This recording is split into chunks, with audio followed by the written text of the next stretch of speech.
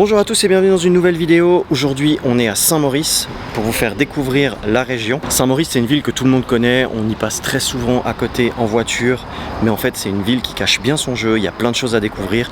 Dans cette vidéo on va vous faire découvrir la grotte aux fées, on va aller voir le château de Saint-Maurice qui a une exposition sur les BD, chaque année une thématique différente et cette année c'est Zep qui va nous présenter toutes ses œuvres plus tout ce qu'il a fait avec Titeuf. On va vous présenter aussi une manière ludique de découvrir la ville à travers une application qui va vous amener dans des endroits un petit peu cachés de la ville et on terminera par une petite randonnée dans un village, le village de Mai qui se trouve au-dessus de Saint-Maurice avec un super panorama sur la région et surtout sur Saint-Maurice. On vous emmène avec nous comme d'habitude, c'est parti! Pour commencer notre visite de Saint-Maurice, on a utilisé l'application Guidigo. Elle permet de découvrir la ville autrement, avec des questions et anecdotes sur les lieux qu'on n'aurait peut-être pas remarqué. Grâce à ça, on a découvert des endroits comme cette cour intérieure par exemple, qu'on n'aurait jamais vu sans l'appli. Il y a des jeux et des défis à chaque étape, ça permet d'en apprendre un peu plus sur l'histoire de la ville, ça rend la balade plus interactive, surtout si on fait ça en famille et entre amis.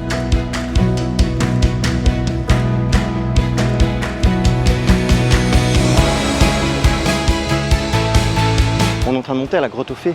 Là on est juste à côté du château de Saint-Maurice. Et en fait moi je suis déjà venu plein de fois à Saint-Maurice, mais jamais pour visiter la ville. On apprend plein d'anecdotes. En fait il y a plein de petites choses cachées, de petites cours cachées à l'intérieur des maisons.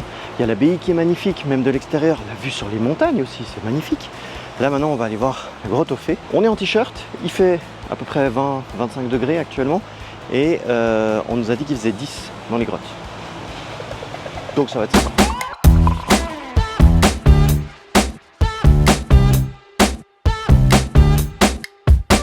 On se retrouve dans un endroit un tout petit peu plus lumineux pour vous donner quelques informations sur ces grottes. Donc sachez que ce n'est pas une boucle, vous allez jusqu'au fond.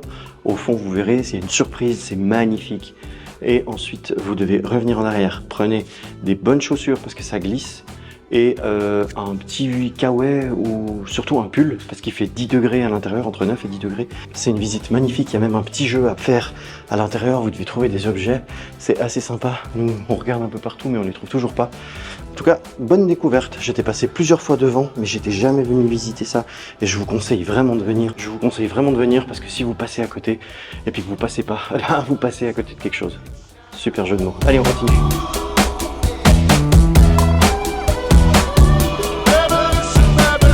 Bon, la visite de la grotte c'est terminé, on a bien mangé parce que vous pouvez aussi manger sur place et c'est vraiment très bon. Maintenant on redescend au château, on va aller visiter le château et leur exposition parce qu'ils ont des expositions temporaires qui est toujours sur la thématique de la bande dessinée. Donc ça c'est assez cool. Là celle qu'on va aller visiter maintenant c'est celle de Titeuf, donc on va aller voir le château, l'exposition et on se retrouve après pour vous donner notre avis sur tout ce qu'on a vu jusqu'à présent.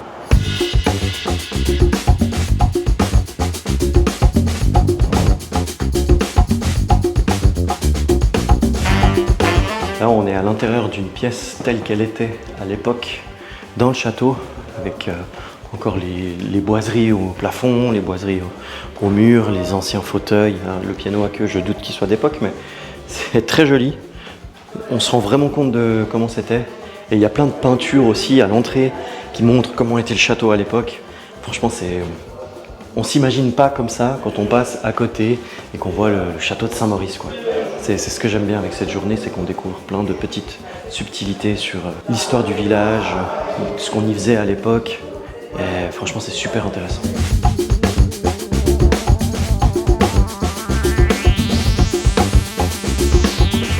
Dis-moi ce que tu fais Loïc là. Alors là, on apprend à dessiner Titeuf. C'est Zep qui nous apprend, on a une vidéo explicative. J'ai suivi son explication et je sens que je me suis pas trop... Pas mal, pas mal. T'es fier? Plutôt, pour la première fois, ouais. C'est bien.